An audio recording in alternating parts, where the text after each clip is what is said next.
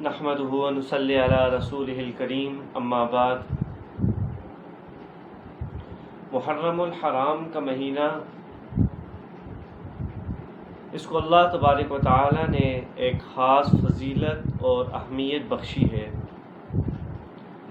محرم کا عربی میں جو معنی ہے وہ ہے کہ وہ چیز کہ جس کو فضیلت بخشی گئی ہو، جس کو تقدس بخشا گیا۔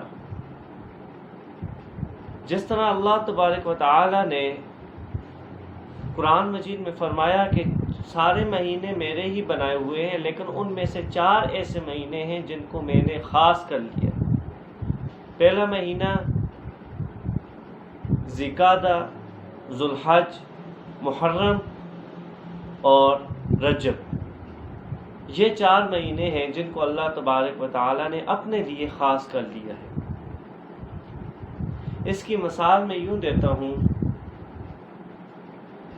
کہ جس طرح بیت اللہ ہے، خانہ کعبہ ہے، اس کی بھی ایک عمارت ہے اور بڑی بڑی عمارتیں ہیں وہ بھی ہیں۔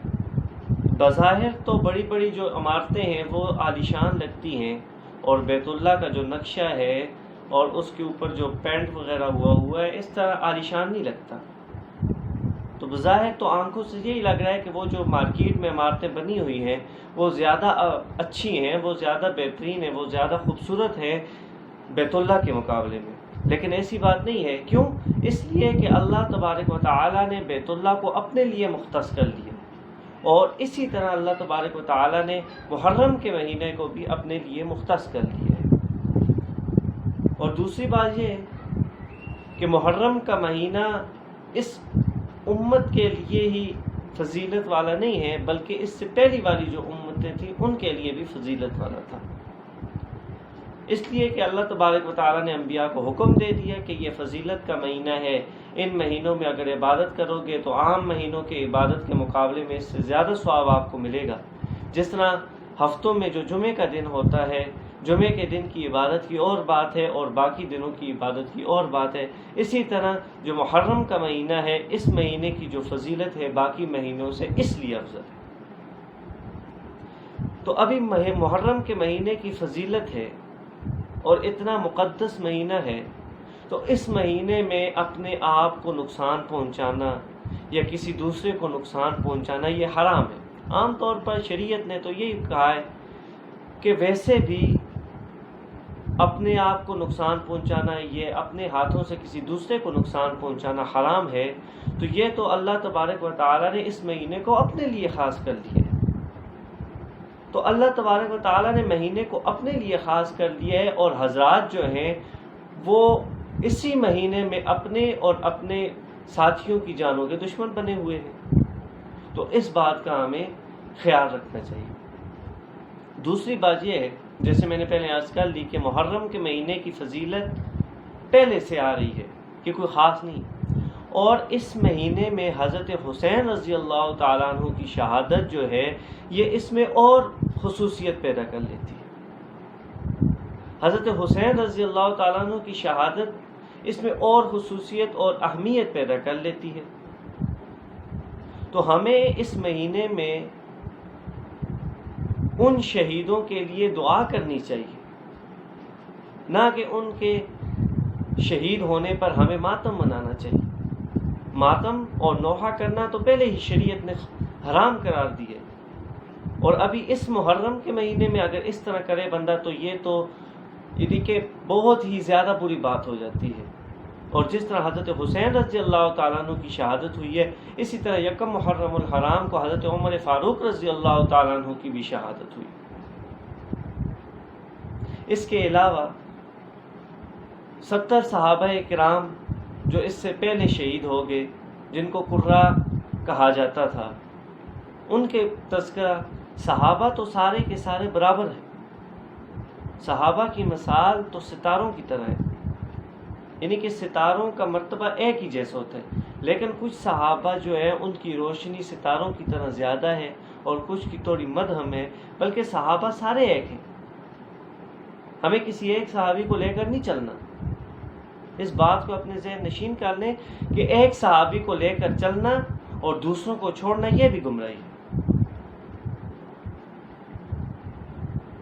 سارے کے سارے صحابہ حضرت محمد مصطفیٰ صلی اللہ علیہ وآلہ وسلم کے لیے اپنی جانیں قربان کرنے سے پیچھے نہیں ہٹے، تو ہم کون ہوتے ہیں کہ ہم صحابہ کے درمیان مختلف اپنے درمیان جو ہیں تو صحابہ کو ایک کو فضیلت دے دیں اور دوسرے کو فضیلت نہ دیں؟ یہ ہماری اوقات کا۔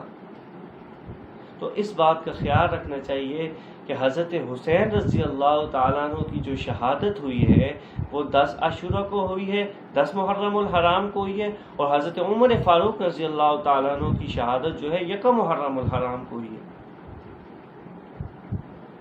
تو اس سے پہلے تو حضرت حسین سے پہلے تو حضرت عمر رضی اللہ تعالیٰ عنہ کی شہادت ہوئی۔ حضرت حسین رضی اللہ تعالیٰ عنہ نے اپنی جان جو دی ہے، جو شہادت کا مرتبہ حاصل کیا ہے، وہ کس لیے کیا ہے؟ اس امت کے لیے کیا ہے، اور اس امت کے لیے اس لیے کیا ہے کہ یہ امت متفرق نہ ہو، یہ امت ایک ہو جائے۔ لیکن ہم نہیں، ابھی ہم امت تو چھوڑیں، آپ صحابہ کے درمیان ہم وہ کرنے لگے کہ یہ کہتے ہیں کہ ایک صحابی زیادہ فضیلت والا ہے، دوسرا کم فضیلت والا ہے، ایک کو فلاں یہ، دوسرے کو فلاں یہ۔ ابھی جس طرح حضرت ابو بکر ہیں، حضرت عمر ہیں، حضرت عثمان ہیں، حضرت علی ہیں، اسی طرح سارے صحابہ ہیں۔ کوئی بندہ کہ ہم علی کو مانتے ہیں، ابو بکر کو نہیں مانتے، وہ بھی کافر ہے۔ کیوں؟ اس لیے کہ حضرت ابو بکر رضی اللہ تعالی عنہ کی جو خلافت ہے یہ قرآن سے ثابت ہے، اور جو ان کی خلافت کا منکر ہے وہ کافر ہے، اس لیے کہ قرآن کا منکر جو ہے وہ کافر ہے۔ قرآن جو ہے وہ نص قطعی ہے، یہ اصول یاد رکھیں کہ جو نص قطعی کا منکر ہے وہ کافر ہے، اور حضرت ابو بکر رضی اللہ تعالیٰ عنہ کی خلافت جو ہے قرآن سے ثابت ہے، اور جو ان کی خلافت کا منکر ہے وہ کیا ہوگا؟ کافر۔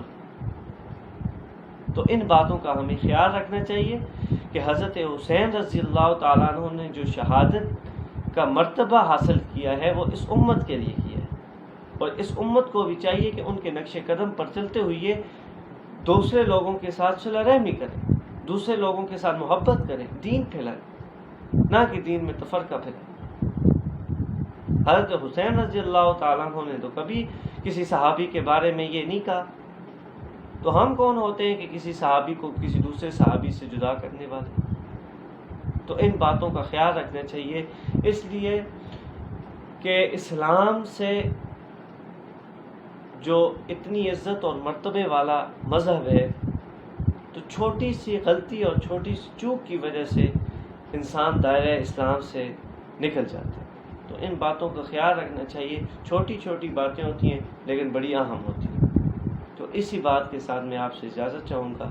وما علینا الا البلاغ المبین۔ والسلام۔